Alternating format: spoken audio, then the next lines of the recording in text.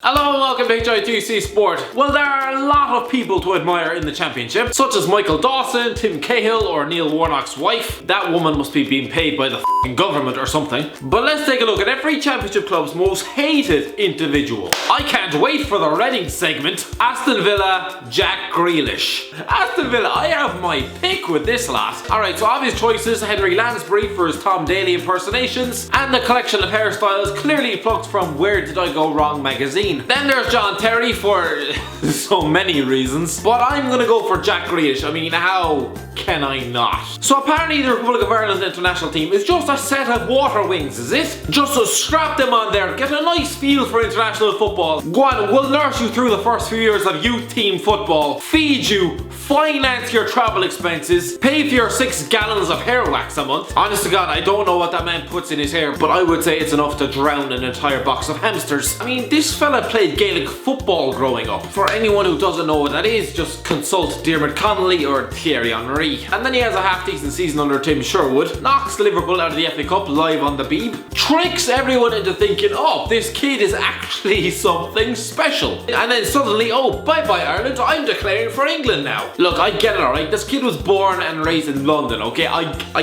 understand he wants to represent England. I get that. I mean, for f***'s sake, Prince William is calling his next son after you. You don't need to ram the point home anymore. But don't wear art badge from the age of 14 till 19 like it's a f***ing bib. All the way through f***ing puberty, only to turn around and say, oh, well that's that. Enjoy Conor Hourihane. I f***ing won't enjoy Conor Hourihane, and you know I won't. You play with him every day, you cheeky bastard. We were basically used as a set of training wheels for this guy. That's what our proud country was. We were a practice test. Barnsley, Adam Hamill. Talented player, Adam Hamill.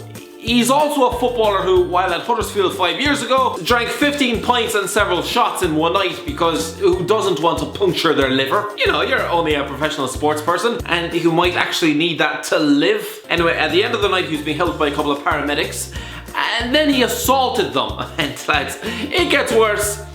They were both female.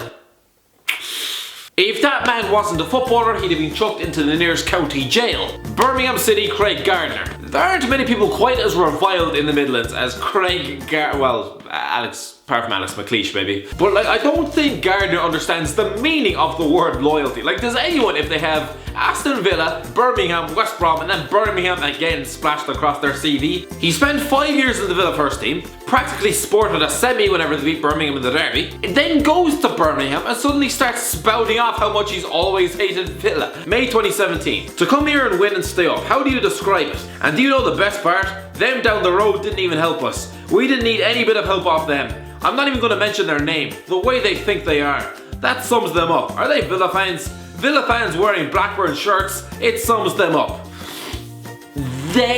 He speaks about Villa fans as if they're dirt, mucus, El Hadj Juff. This is still the same club who gave you your big break in football, and guess what?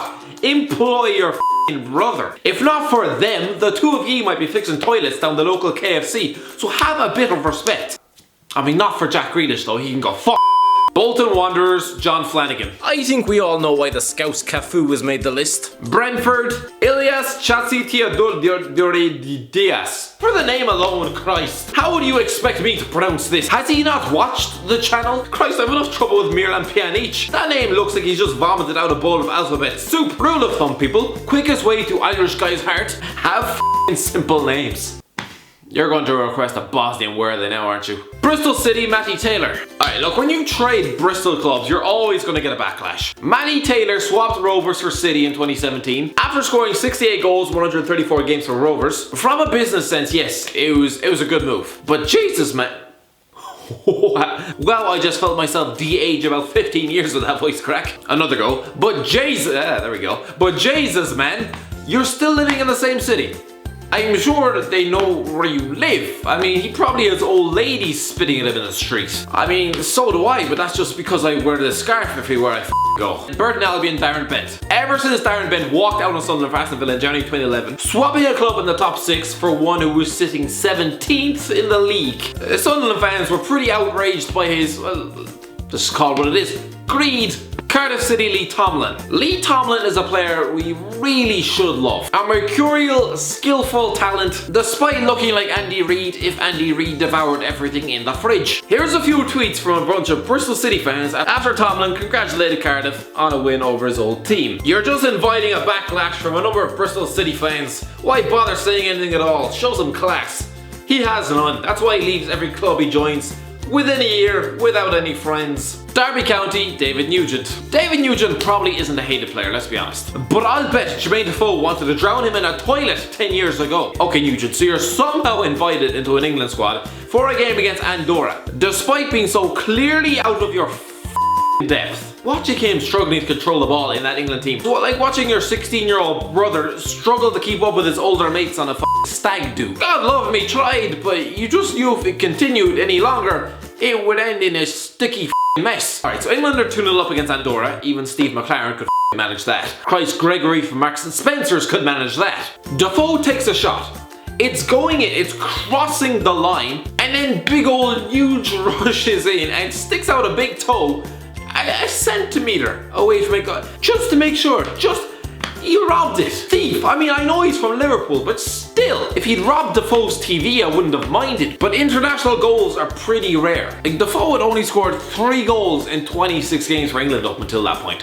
I would say he was raging. As I said, it's like inviting your little brother to a stag do, only for him to just end up robbing the end of everybody's pints as soon as they set them down. And what lowlifes would do that? The ones with cigarettes in the bottom were the worst. Fulham, Alexander Mitrovic. Well, I think everybody else seems to love Alexander Mitrovic, but Sunderland fans probably wish the man actually does catch fire. Hull City, David Moyler. David Moyler actually seems like a great lad. I mean, what other likeable footballers have a YouTube channel? I said likeable, but I'm guessing I can find at least one fella who wouldn't subscribe to him. Ipswich Town, Joe Garner. Joe Garner, do you ever stop fouling, do you? Keep your elbows to yourself, no? Maybe stay on your feet as well? Is that too much to ask? Maybe stop being such an annoying c***. Leeds, Samuel Sy. Samuel Sy must have gone to the Jamie Carragher School of how to develop people skills, because in January he was banned for 6 games for spitting. So Sy apologised for being an absolute dirtball, blah blah blah. All well and good. He did the same thing 5 months earlier against Port Vale. So, like, there's no problem if you're a phlegmy sort of person. Do what everyone else does. Spit on the grass, on the Man City badge, in your wife's dinner. But Christ above, not on someone else's face. That is absolutely rank. There is absolutely no justification for it. And why is my voice breaking like a little girl? Middlesbrough, Stuart Downing. So Stuart Downing wasn't so much hated at Liverpool. It was more... Well, no, he was hated. The fans looked at him.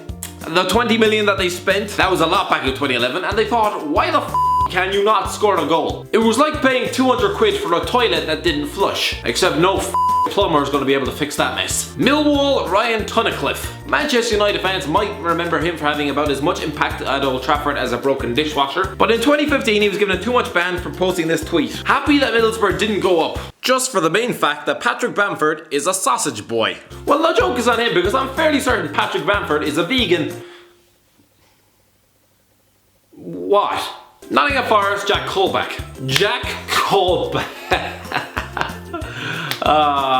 It must be strange spending 15 years of your life at a club who now view you as a ginger Hitler. When Colback walked out on Sunderland to Newcastle on a free transfer a few years ago, it was like ditching your wife of 2 decades to go hook up with her similarly unattractive twin sister. Before both women realise you're actually just a god-awful waste of space with no redeeming qualities, which leave them wondering why the f were we fighting over him in the first place. Norwich City, Wes Hoolahan. Refusing to celebrate against clubs that you want to sign for? It's just ludicrous. But back in 2014, Hoolahan scores for Norwich at Villa Park against the club who were interested in him, and he refuses to celebrate. Why? I'm sorry, Norwich have taken you in when you were a nobody at Blackpool. If it wasn't for them, you might be playing in the nether regions of English football against Condom United, instead of being the man Eamon Dunphy wishes he could kiss every night before bed. Preston Ben Pearson. This man got 14 yellow cards last season. 14! 15. He got more yellow cards in a season than I had hot showers in the past year. I bathed myself in the Burger King urinals. Life of a YouTuber. Most fans not only dislike Pearson, but actively spend their days praying he gets pushed in front of a moving bus. I just like to say I hope that doesn't happen, so any 14-year-old vigilantes out there, if you see him waiting at a bus stop, don't do it! QPR Jamie Mackey. Jamie Mackey seems alright, you know? Like, he seems grand. I've nothing against him. El Hadj Juff seems to for some weird reason. Because of course Mackey committed the heinous crime of having his leg broken, and Juff, the gentleman that he is, stood over him hurling abuse. Yeah, because that one worked out so well for Alton Challan, didn't it? Reading Paul McShane.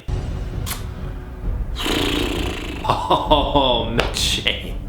Paul McShane. Why didn't you just clear the f***ing ball? Why? It was right there. Apologies, I will never do this again. You know how long it's been since I've seen my country at a World Cup? S Club 7 were top of the f***ing charts before Bradley had to go f*** it all up for everyone. Arsenal were top of the league, Leeds were 5th. Half my subscribers are half a bottle of wine and a broken condom away from being alive. For f***'s sake. But Christ above McShane, this man is 33 caps for my country, despite spending his career playing like he has his shoelaces tied together. Can you believe this man actually began his career at Manchester United? So this means that Roy Keane has seen him play for 3 different teams. How has he not strangled him in his sleep? Sheffield Wednesday, Stephen Fletcher. Stephen Fletcher, a man who probably has to alert pilots not to board him whenever he goes to the airport. I mean, look at those ears. He also had the lack of self-awareness to put these photos on the internet. When he'd scored 7 goals in 2 years for Sunderland. Oh, look at me, I'm god-awful at my job. And you're probably gonna get relegated fairly soon. But yeah, keep renewing your season tickets so I can buy a bunch of Batmobiles. Sheffield United, Ched Evans. Ooh, controversial. I don't think Jessica Ennis is his biggest fan. Sunderland, Lee Cattermole. I wouldn't be surprised if when Lee Cattermole was born, his first port of call was trying to break the midwife's ankles. That man is about as dirty as a student at Glastonbury. Shitting in trenches and using Walker's crisp packets as condoms. Wolves John Ruddy. Fair play to John Ruddy, he's turned his career around this season. Anyway, in late 2015, Ruddy was caught knocking a man to the floor with an uppercut at a taxi rank. The eyewitness said, "You just can't behave like that. I didn't expect to see that from a professional footballer from my club. I thought he was a nice bloke, but my opinion has completely changed." And with that, Ruddy's life changed forever. Anyway, that's the end of the video, lads. What do you think? Do you agree with these choices, or have I completely got it wrong? Have I missed any out? Are there players that are more hated, less hated? Have I been bullying gingers for the entirety of the video? Anyway, let me know in the comment section below. I hope you enjoyed the video, lads, and as always, I'll talk to you in a while.